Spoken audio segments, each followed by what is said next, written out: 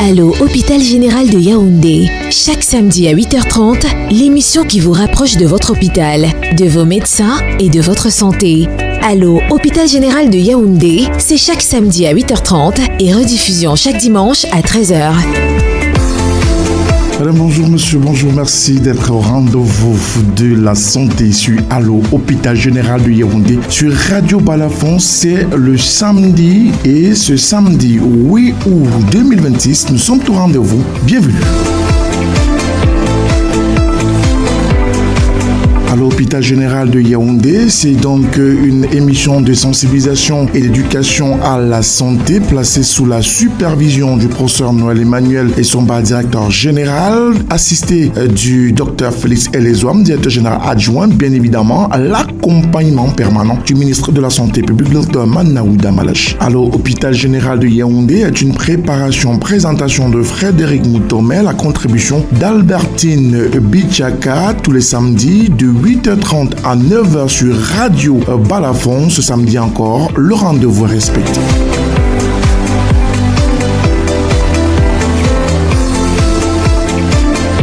L'hôpital général de Yaoundé, ce samedi, parle de neurochirurgie, une prise en charge de tous les espoirs. C'est d'ailleurs la thématique de cette émission de ce samedi, une émission assez particulière qui reçoit également un homme de poigne, jeune certes, mais avec beaucoup d'expertise à présenter pour nos auditeurs ce samedi matin. Lui, c'est le docteur Marvin Tsobmene, neurochirurgien à l'hôpital général de Yaoundé.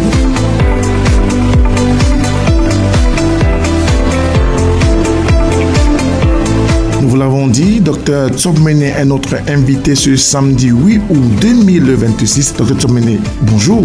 Bonjour Frédéric. Merci d'avoir accepté d'être notre invité ce samedi matin. Merci pour cette invitation. Alors docteur, nous rentrons pleinement dans cette émission de ce samedi 8 août 2026. Vous êtes neurochirurgien et exerçant à l'hôpital général de Yaoundé, hôpital de référence, hôpital de première catégorie, permettez-moi de le dire ainsi, mais parlez-nous de votre spécialité. Il s'agit de quoi? Alors, c'est un honneur d'être sur Radio Balafon pour parler de la neurochirurgie à l'hôpital général.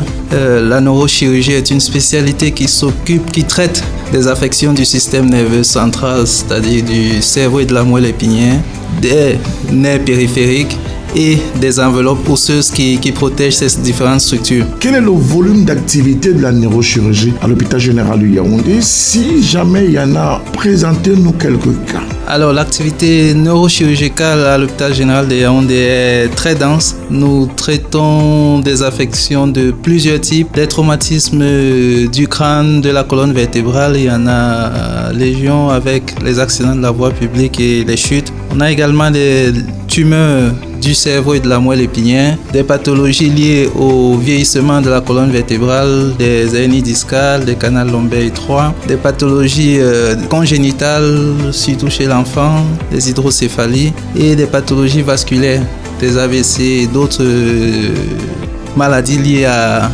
au vaisseau du cerveau et de la moelle épinière. C'est assez original et c'est plutôt, j'ai envie de dire, ça prête à la découverte. L'hôpital général de Yaoundé a donc cette particularité de prendre ces cas-là en charge. Est-ce qu'il dispose du plateau technique capable de prendre ces cas véritablement en charge? Et y a-t-il des cas complexes dans ces cas de figure? Eh bien, le plateau technique de l'hôpital général s'est beaucoup enrichi et actuellement nous sommes capables de prendre en charge tous ces patients-là avec de plus en plus une modernisation dans la technique, à savoir des techniques de moins en moins invasives et donc on a d'excellents résultats pour ces cas-là. Peut-être vous me donnerez l'occasion de parler de quelques-uns. Oui, on parlera certainement de ces cas, mais quel est le dispositif technique que vous avez à l'hôpital général de Yaoundé en tant que neurochirurgien? Alors, la neurochirurgie est une spécialité qui nécessite une précision dans le geste, une organisation avec un environnement pluridisciplinaire. Et donc, les outils, c'est un microscope chirurgical de pointe. C'est des outils de localisation lorsqu'on opère la colonne vertébrale. c'est des colonnes d'endoscopie de haute résolution qui permettent la chirurgie endoscopique, c'est-à-dire l'utilisation des caméras qui vont porter le regard du chirurgien au plus proche de la lésion et donc augmenter la précision du geste. C'est encore plus. Et donc, aujourd'hui, l'hôpital général se positionne comme une référence, au moins dans la sous-région et très vite au niveau international bientôt. Alors, vous avez parlé de caméras. Est-ce que c'est quand on a ce type de dispositif qu'on parle de chirurgie mini-invasive? Alors, disons que c'est l'un des outils pour la chirurgie mini-invasive parce que, et là on parle de chirurgie endoscopique, il y a plusieurs techniques qui entrent dans le grand cadre de chirurgie mini-invasive. S'il faut apporter une définition à la chirurgie mini-invasive, il s'agit de faire le même geste, essayer d'avoir le même résultat qu'une chirurgie conventionnelle, mais avec le moins de dégâts possible sur la voie utilisée pour accéder au problème, à la partie de l'organisme qui a un problème. Et donc, si on prend un exemple sur la colonne vertébrale, la technique conventionnelle pour atteindre la colonne vertébrale en passant par le dos est d'ouvrir, décoller des muscles sur une distance, une longueur plus ou moins élargie, 5-10 cm, décoller ces muscles-là pour arriver au dos, à la colonne vertébrale. Et donc, on fragilise ces muscles, on augmente le risque de saignement, on augmente le risque infectieux. Et ces muscles perdent leur fonction qui est de stabiliser, de garder la colonne vertébrale dans un certain équilibre. Et donc, ça a des conséquences importantes avec une douleur également qui est exagérée en post-opératoire. Et donc, la technique mini-invasive va nous permettre d'arriver à la colonne vertébrale sans décoller ce muscle. Voilà. Et donc de gagner en temps? Alors, elle permet de gagner en temps, oui. Elle permet de réduire le risque infectieux. Elle permet de réduire drastiquement le saignement préopératoire. Elle permet une récupération rapide. Parce qu'un patient chez qui on a décollé les muscles sur 10 cm au réveil, il a très mal. Il va passer beaucoup de temps pour cicatriser. Parce qu'il a mal, on ne pourra pas le laisser rentrer très vite. Il aura plus ou moins un hématome du sang qui va se collecter dans cette zone-là. Alors que chez le patient, à contrario, chez le patient chez qui on a pratiqué une technique mini-invasive, eh bien, il se réveille quasiment sans douleur. Et il peut rentrer à la maison? Le retour à la maison est rapide. On peut envisager même des chirurgies ambulatoires, c'est-à-dire un retour le jour de l'intervention. C'est-à-dire le patient est opéré le matin et le soir, il est à la maison. Le soir, il est à la maison. Merci pour ces précisions. Je rappelle que ce dispositif technique est à l'hôpital général de Yaoundé et vous permet de pouvoir obtenir des résultats assez encourageants. Et ceci est une volonté du top management de continuer à offrir des conditions de travail adéquates aux chirurgiens et notamment aux neurochirurgiens de l'hôpital général de Yaoundé. Ceci dans la suite logique des recommandations du ministre de la Santé publique qui prône l'humanisation des soins, qui prône la qualité des soins, tout comme le gouvernement de la République et surtout le président de la République Paul Biya qui met les moyens pour permettre aux Camerounais, moyens lambda, d'être pris en charge dans des conditions idoines. Intéressant à présent, si vous le permettez bien, à 2 ou 3 cas qui ont déjà été pris en charge à l'hôpital général de Yaoundé. J'ai entendu parler dans les couloirs d'une exérèse d'adénome. Concrètement, c'est quoi? Alors, l'adénome hypophysaire, c'est une tumeur qui se trouve à un endroit, une zone particulière du cerveau, qui peut être retirée de plusieurs façons. Il y a plusieurs approches. Une approche conventionnelle qui est d'ouvrir le crâne pour avoir accès à cette tumeur. Et l'approche qui est plutôt mini-invasive est celle de passer par la narine et à l'aide d'une caméra, de cette caméra dont nous parlions il y a quelques instants, oui. À l'aide de cette caméra, on rapproche l'œil de la tumeur et avec des instruments, on arrive à retirer cette tumeur sans ouvrir le crâne. Et donc, il y a beaucoup moins de risques sur les structures importantes du cerveau, sur les structures vasculaires. On fait beaucoup moins de dégâts. Le patient récupère très vite. On connaissait ces chirurgies par voie classique qui nécessitaient 2-3 jours de réanimation, qui nécessitaient un séjour à l'hôpital d'une semaine, 10 jours. Mais là, après une voie endoscopique, endonasale, le patient peut sortir dès le 2e, le 3e jour d'hospitalisation. Pas besoin de réanimation, sauf cas exceptionnel. Donc c'est l'une des techniques qu'on réussit à faire à l'hôpital général. On a une bonne série déjà, une bonne petite série avec d'excellents résultats. Voilà, on espère pouvoir élargir le champ d'action de cette technique à d'autres tumeurs. Alors, on a également entendu parler de l'arthrodèse lombaire. C'est quoi? Alors, l'arthrodèse lombaire, arthrodéser, c'est faire fusionner une articulation. Okay. Et donc, dans le cas précis, là, l'arthrodèse lombaire, c'est faire fusionner des vertèbres lombaires. Et alors, pourquoi est-ce que le neurochirurgien aurait besoin de faire fusionner des vertèbres? Eh bien, parce qu'il y a une grosse arthrose entre ces deux vertèbres qui crée de la douleur, parce qu'il y a une instabilité dans cette région, parce qu'il y a une hernie discale qui récidive. Pour plein de raisons, le neurochirurgien peut être amené à faire cette arthrodèse. Et donc actuellement, alors il y a plusieurs approches pour réaliser cette arthrodèse. Classiquement, on passe par le dos. Par le dos, on a des approches ouvertes. On va, comme je vous l'ai dit précédemment, ouvrir, décoller des muscles, avoir accès au segment arthrodésé et réaliser cette arthrodèse.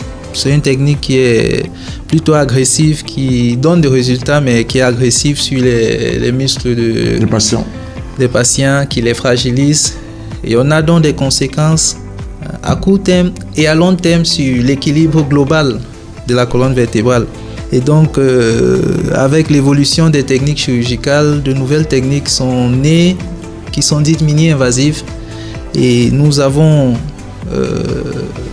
l'opportunité, nous pouvons offrir ces techniques-là aux patients à l'hôpital général de Yaoundé. Alors, quel est le profil des patients qui sont pris en charge par le neurochirurgien que vous êtes? On prend en charge des patients déjà venant de tous bords, des Camerounais, des patients de la sous-région et même plus loin, parce que je vois ce mois, j'ai eu une bonne dizaine de patients venant du Soudan. Ah oui? Du Soudan. Et je pense qu'on en aura encore plus parce que, vous savez, en médecine, une fois qu'il y a un bon résultat, ça va de bouche à oreille. Et ça se suit. Et ça se suit. Et notamment l'hôpital général de Yaoundé est là. Vous l'avez dit, c'est une référence en matière de neurochirurgie au Cameroun et même dans la sous-région Afrique centrale. Quels sont les âges de ces patients-là? Alors, tous les âges. Je veux dire, il y a des enfants avec des pathologies congénitales, des hydrocéphalies, pour lesquels on apporte également une approche qui est différente, avec toujours l'utilisation de cette fameuse caméra-là, donc qui permet de poser des gestes précis avec le moins de dégâts possible sur la voie d'abord. On a des patients un peu plus, des adolescents, toujours sur des pathologies congénitales, mais aussi sur des traumatismes crâniens, des traumatismes de la colonne vertébrale, des tumeurs bénignes ou agressives. Les AVC, vous avez dit, donc des patients un peu plus âgés encore.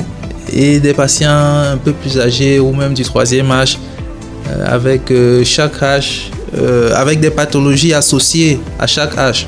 Voilà. Et donc avec une prise en charge également associée à chaque type de patient. Oui, on a la chance d'avoir à l'hôpital général un environnement pluridisciplinaire qui permet justement de prendre en charge tous les types d'âge avec ses spécificités. Alors, comment fait-on pour rencontrer le neurochirurgien à l'hôpital général de Yaoundé?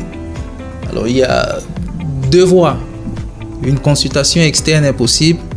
Et donc, l'hôpital général a un standard qui répond toujours. Et donc, on peut prendre rendez-vous directement ou se présenter en consultation externe.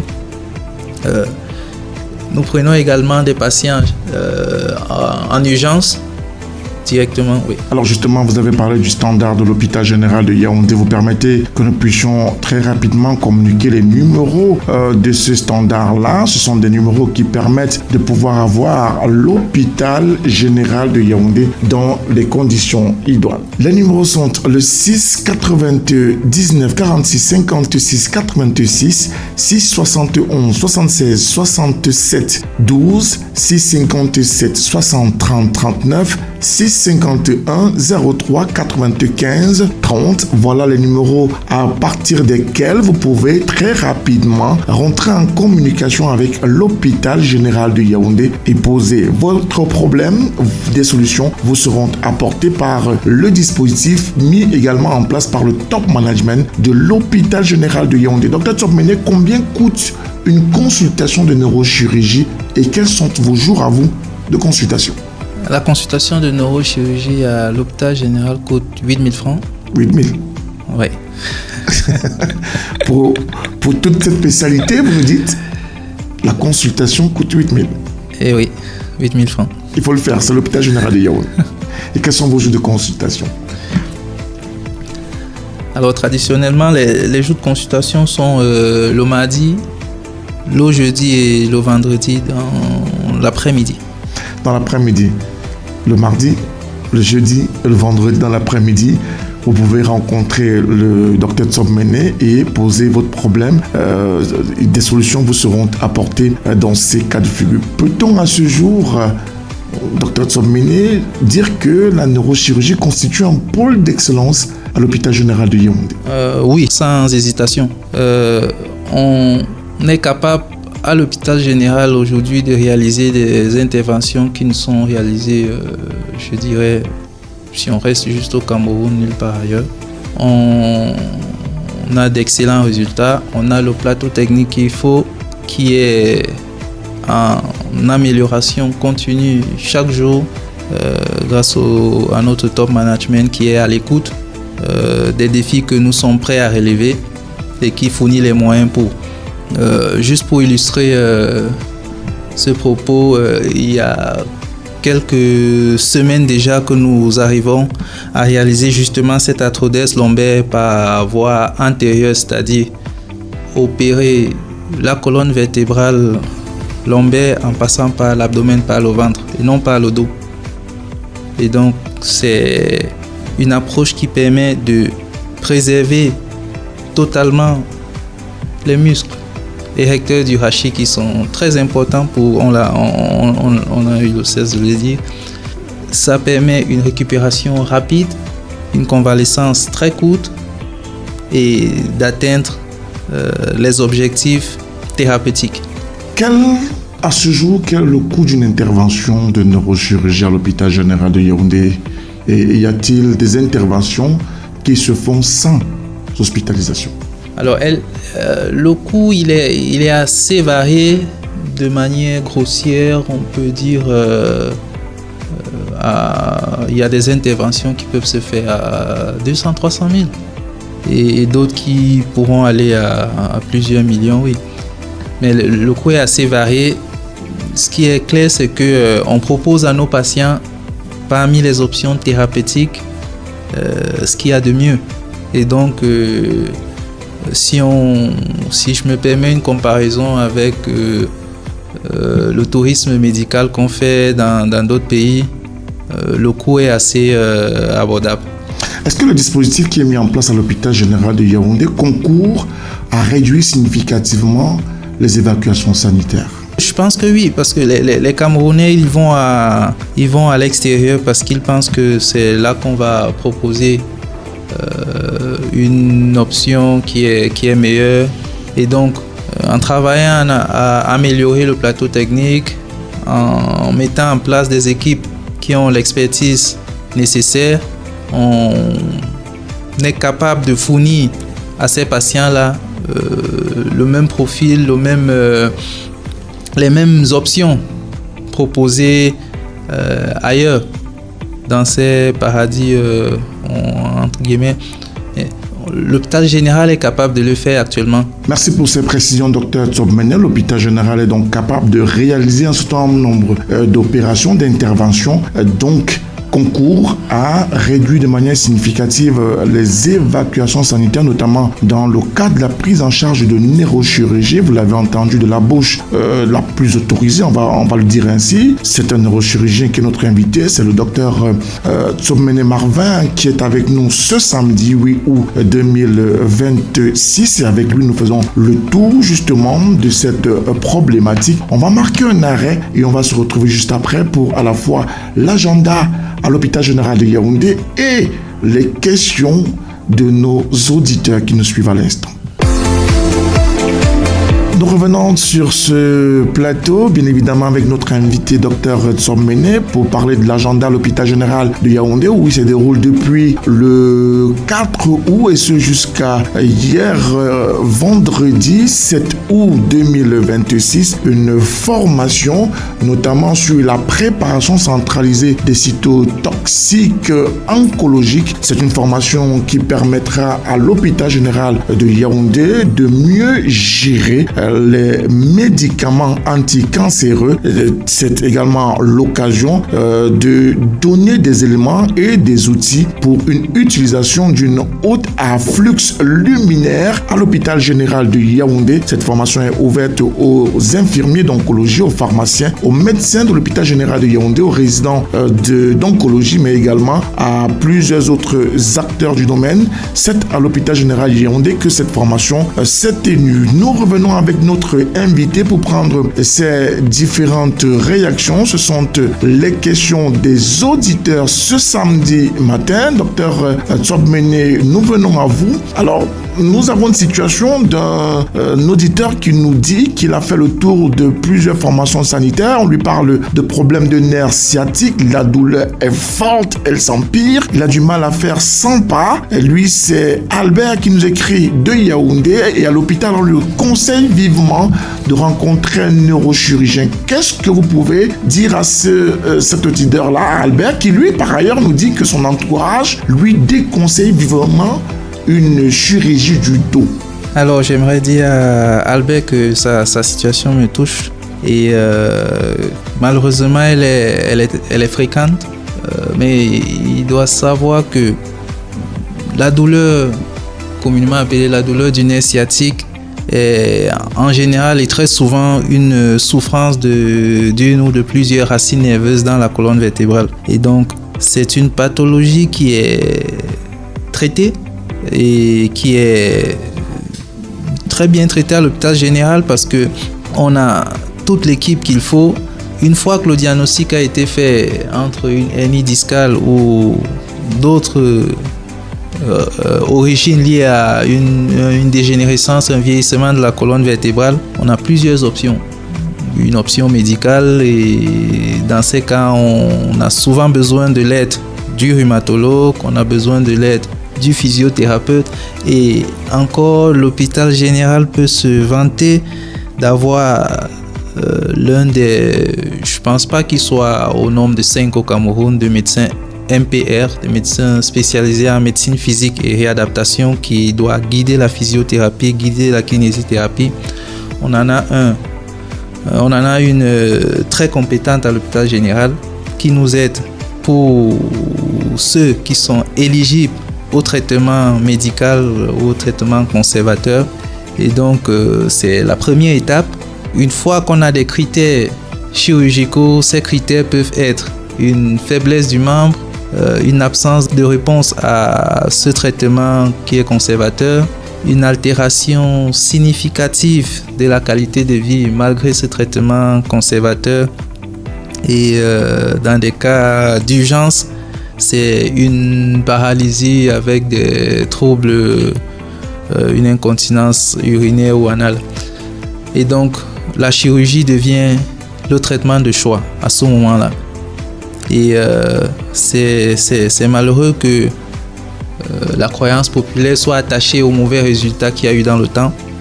Et aujourd'hui, on offre, comme je l'ai dit, de meilleures approches pour faire face ou soulager ces patients-là. Et donc, monsieur Albert, s'il se rend à l'hôpital général, il aura une solution. Une solution pour Albert est préconisée, c'est le docteur Tsopmene qui le dit. Docteur, il y a une autre question, c'est une dame, Madame Mbida, qui nous écrit. Elle nous dit pourquoi est-ce qu'il n'y a pas de campagne de prise en charge dans des cas de neurochirurgie à l'hôpital général de Yaoundé? Alors, en neurochirurgie, je pense que la campagne, elle est difficile à organiser. Peut-être on va certainement y penser, mais surtout pour les enfants, notamment la prise en charge des hydrocéphalies qui ne nécessite pas de mobiliser plein de monde, qui nécessite surtout avec l'avènement de la technique endoscopique, nécessite, on va dire, relativement peu de moyens. C'est quelque chose, c'est une chose à laquelle on pense. Et au-delà même des campagnes de traitement, il faut surtout des campagnes de sensibilisation, parce que c'est des enfants qui ont un avenir qui peut ressembler à celui des enfants pas malades, mais qui est hypothéqué par le fait que la prise en charge est faite tardivement, le cerveau ayant perdu toutes ses capacités ou une bonne partie de ses capacités de régénération. Donc il va falloir faire des campagnes dans ce sens-là. Oui. C'est d'ailleurs l'objectif de cette émission de ce samedi sur Radio Balafon, un conseil pratique, notamment dans le cadre des AVC. S'il y a un conseil à donner à ceux qui nous écoutent. Alors dans le cas des AVC, c'est le cerveau, c'est le temps. Alors dès lors qu'on a un symptôme neurologique, un membre qui devient lourd, des maux de tête qui sont inhabituels, très forts, vraiment le moindre symptôme neurologique, il faut se rendre à l'hôpital. Il ne faut pas traîner entre des structures tertiaires, il faut venir là où il y a des spécialistes du système nerveux central, c'est-à-dire le neurologue, le neurochirurgien, et l'hôpital général en est la référence. Alors, de sortant de cette émission, Dr Tsopmene, que dites-vous aux populations du Cameroun et de l'Afrique centrale, et même au-delà? Le Cameroun, Radio Balafon est suivi un peu à travers le monde pour ce qui est de la prise en charge de neurochirurgie. Je dirais que à l'hôpital général de Yaoundé, nous avons l'expertise qu'il faut, nous avons le plateau technique, et avec la neurochirurgie qui est en amélioration continue, on a un plateau technique qui s'enrichit tous les jours, et donc on a l'engagement ferme, une grosse volonté de prendre en charge tous ceux qui veulent faire confiance à l'hôpital général, et donc ils ne seront pas déçus. Faites confiance à l'hôpital général de Yaoundé, c'est le dernier mot de Dr Tsopmene. Ouais. Merci à vous, Dr Tsopmene, d'être passé sur Radio Balafon ce samedi matin. Bon samedi à vous. Merci. À vous, Frédéric. Prenez le temps de vous reposer ce week-end. Merci à tous ceux qui nous ont suivis ce samedi matin. Merci au top management qui se déploie dans le choix des thématiques, mais également des hommes qui nous accompagnent dans le cadre de Allo Hôpital Général de Yaoundé, aux techniciens de Radio Balafon, le partenaire média de l'Hôpital Général de Yaoundé. S'il plaît à Dieu, on se retrouve samedi prochain. Bien évidemment, vous le savez, la rediffusion de ce programme Allo Hôpital Général de Yaoundé, c'est tous les dimanches dès 13h. Au revoir.